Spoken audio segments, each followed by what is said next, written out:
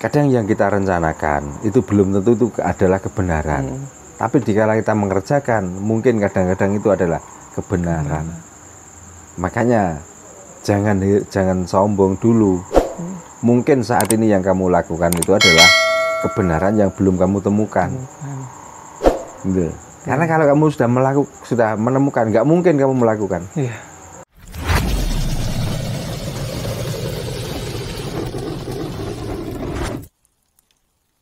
Nah terus saya juga pernah dengar bahwasanya ternyata gitu, kita kan di sini ada peninggalan sejarah gitu kan, yang keajaiban dunia, yaitu Borobudur gitu.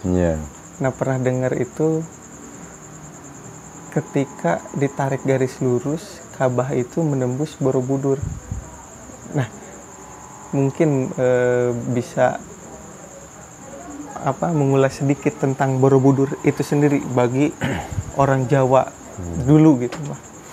Ya memang gini, sebelum ada peradaban agama Islam terutama, orang Jawa sendiri itu kan agamanya itu nggak jelas. Ya, karena agama di Jawa, di Indonesia itu nggak ada namanya. Namanya cuman Kapitayan. Apa itu? Ya yang penting kita percaya itu orang yang beragama. Gitu. Nah makanya orang Jawa itu kadang-kadang itu diklaim orang Jawa itu nggak beragama karena agama itu dianggap merek, gitu loh. Nah padahal agama itu bukan merek sebenarnya. Ya kepercayaan, keyakinan, keimanan itulah agama. Gitu. Nah makanya sebelum ada peradaban agama seperti ini, kemahiran orang Jawa terutama, waktu itu membuat salah satu tempat yang tidak kalah indahnya dengan Ka'bah yang ada di Mekah, yaitu Borobudur. Nah di situ adalah dengan membangun keindahan bangunan yang seperti itu. Ya apa tujuannya? Tujuannya ya untuk memantapkan bahwa Tuhan itu sebenarnya indah. Maka dengan membuat keindahan di situ, maka kita juga seolah-olah menemukan Tuhan yang indah itu. Nah tentang bangunan, di situ ada bangunan segi empat yang menyerupai Ka'bah yang sampai saat ini itu ditarik garis lurus persis. Kalau itu saya mengatakan itu adalah keajaiban dunia. Jadi itulah sebenarnya gini, sebenarnya adalah kalau manusia itu merencanakan itu belum tentu pas. Ya. Tapi kalau tiba-tiba membangun, kadang-kadang itu pas. Nah, itu adalah sesuai kehendak oleh alam itu sendiri. Supaya apa? Supaya kita itu nggak kebangetan, supaya kita itu nggak supaya kita itu nggak sombong, supaya kita itu nggak takabur. Bahwa sebenarnya sekuat apapun, sepandai apapun kita, itu tidak akan bisa mengalahkan alam. Atau Allah atau Allah itu loh. Gitu. Dan supaya kita itu bahasa Indonesianya rumongso itu apa ya? Ngerasa lah. Ya. Supaya kita itu merasa. Ya, bisa merasakan. Introspeksi. Ya, introspeksi. Karena ya gitu. Kadang yang kita rencanakan itu belum tentu itu adalah kebenaran. Tapi dikala kita mengerjakan, mungkin kadang-kadang itu adalah kebenaran. Makanya jangan sombong dulu.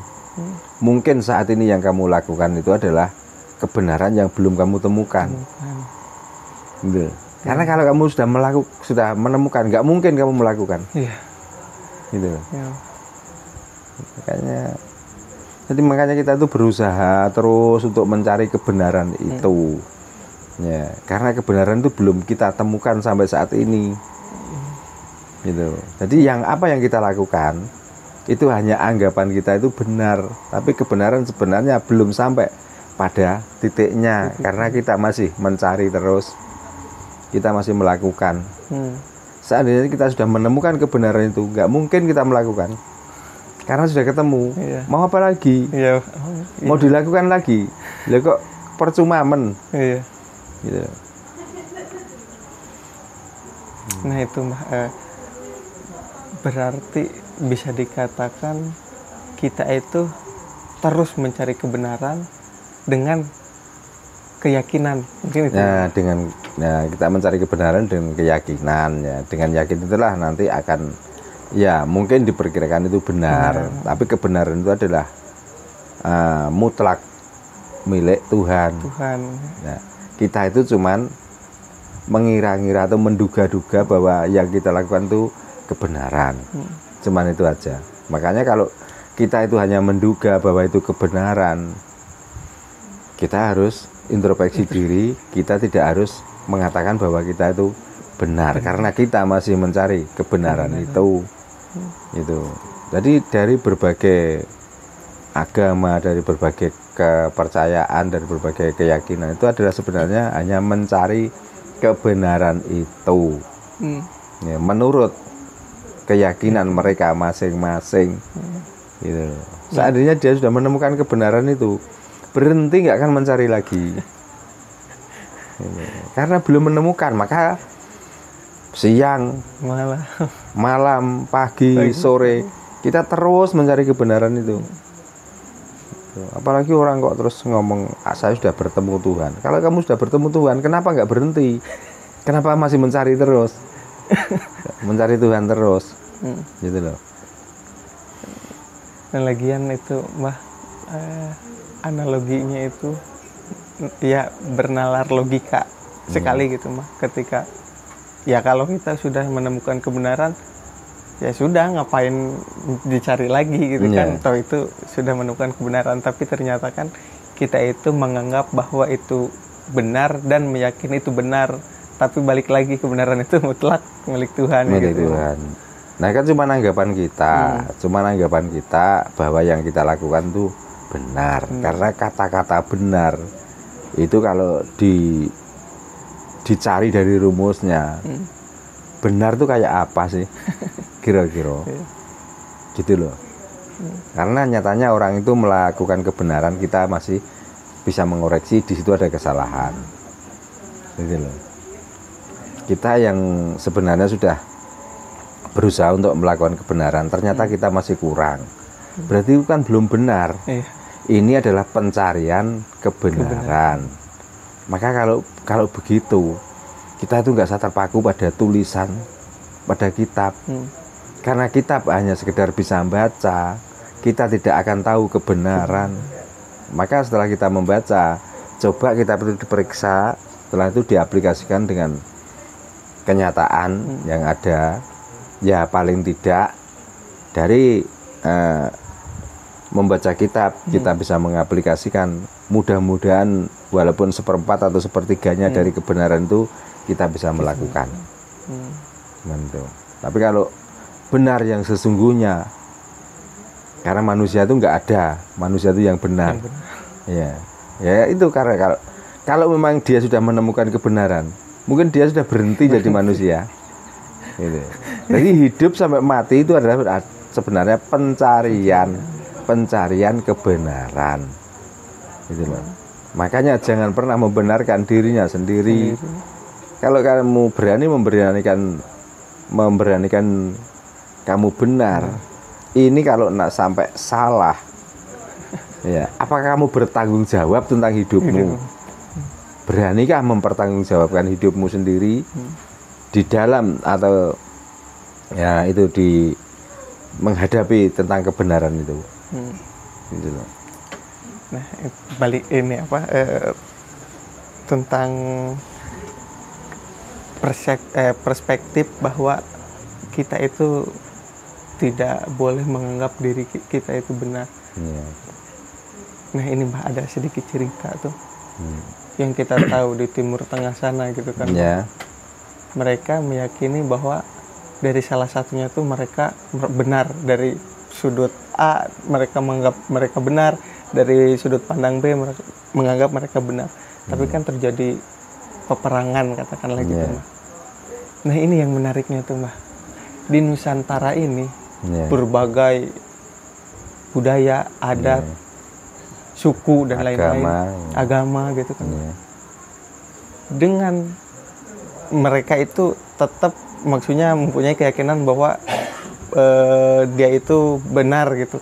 Tapi kok sampai tidak seperti yang di negara sana gitu, Mbak. Ada apa gitu? Ada keistimewaan apa gitu di Nusantara ini gitu, Mbak? Gini, kalau di luar sana itu kebenaran itu menurut sesuai dengan ajaran kitab atau ajaran buku. Ya, jadi kalau sudah membaca buku, di buku ditulis seperti ini dilakukan, itu dianggap benar. Kalau di sini nggak seperti itu. Membaca buku, ya nanti dimasukkan ke rasa, dan rasa itu baru melakukan. Bedanya cuma itu aja. Kalau di sini tuh memakai rasa, kalau di sana tuh nggak sama sekali. Makanya di sana kebenaran itu karena nggak masuk di rasa, nggak sesuai dengan tulisan, nggak sesuai dengan kitab, itu dianggap nggak benar. Kalau di sini benar kata tulisan, benar kata kitab, tapi kita lakukan kok ini nggak sesuai dengan apa yang dilakukan pada umumnya di sini. Ya kita olah lagi lah supaya apa yang dikatakan kitab, apa yang kita lakukan tuh selaras. Maka di sini tuh damai. Nah itu. Ya, mau beratus-ratus kepercayaan di sini, berpuluh-puluh agama di sini, karena semuanya itu adalah memakai rasa, maka di sini juga damai. Karena sebenarnya yang dikedepankan bukan kitabnya, tapi yang dikedepankan adalah rasanya. Maka terkenal kalau di Jawa itu adalah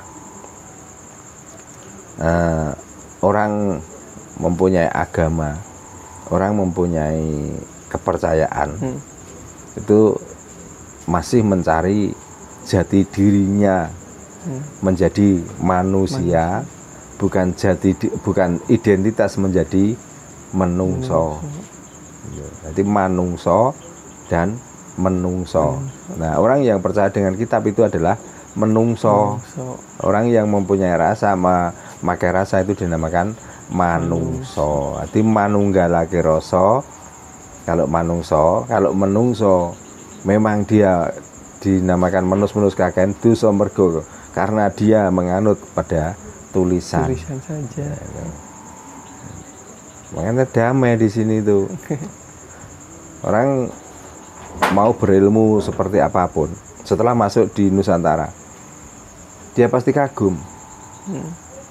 Karena di sini tuh rata-rata orang itu sebelum dirasakan tuh benar, nggak dilakukan. Gitu. Tapi kalau di luaran sana, begitu membaca ayat ini mengatakan seperti ini, berarti ini yang benar, maka harus dipaksakan. Karena ini dianggap memang benar. Ya. Nah, dia lupa bahwa Tuhan itu yang nggak pernah nulis kitab, bahwa Tuhan juga tidak pernah menyampaikan dengan lisan, tapi Tuhan menyampaikannya dengan rasa. Gitu. Tapi yang dianut adalah tulisannya, kitabnya, rasanya ditinggalkan. Oh, berarti mungkin di situ satu keistimewaan bahwa di Nusantara, terutama tanah Jawa itu sendiri gitu. Ya mungkin itu keistimewaannya ketika di sini itu diolah menjadi rasa katanya. Gitu ya. Setelah menjadi rasa baru itu dilakukan. Jadi enggak sekaku yang kita tahu itu kalau kata tulisan salah ya sudah salah. Tapi di sini itu ternyata fleksibel itu gitu makan. Ya sekarang baru gini aja lah. Kalau di Islam dianjurkan, karena Islam, kenapa saya mengambil dari Islam? Saya sendiri juga orang Islam ya. Terus di Islam itu kan orang Muslim pada umumnya itu cirinya kan sholat. Nah itu kan gitu. Dengan sholat itulah maka dia itu pantas dinamai Muslim. Tapi orang Nusantara itu nggak semata-mata karena kepengen jadi Muslim terus sholat, enggak. Mesti ditanyakan sebelum sholat itu kita harus melakukan apa. Nah itu artinya rasa. Gitu loh. Maka di sini baru sebelum melakukan kewajiban sholat disuruh berwudu. Nah wudu itu pun juga ada tata caranya. Bukan sekedar wudu, karena wudu itu gini. Untuk mensucikan diri, kita tuh masuk ke dalam air-air yang mengalir. Walaupun tidak berkumur, walaupun kita tidak membasuh muka, walaupun tidak membasuh kaki, itu artinya suci. Tapi kalau orang Nusantara, walaupun sudah menceburkan diri dalam air, kita itu masih membasuh muka, masih mencuci tangan sampai sikut, ya, mencuci kaki. Nah, karena apa? Ya karena rasa. Kalau nggak seperti itu, rasanya kurang pas. Ya, padahal ajarannya, begitu kita masuk ke dalam air yang mengalir, semuanya itu suci. Nah, begitu. Terus setelah itu, kalau mau sholat itu kan menyembah Tuhan. Maka kalau orang Nusantara itu sebenarnya sudah pakai pakaian, tapi pakaian pun juga ditanyakan supaya kita itu suci lahir batin. Cara mencucinya juga ada aturannya sendiri. Jadi semuanya itu rasa yang dipakai. Maka sholat pun di sini itu indah,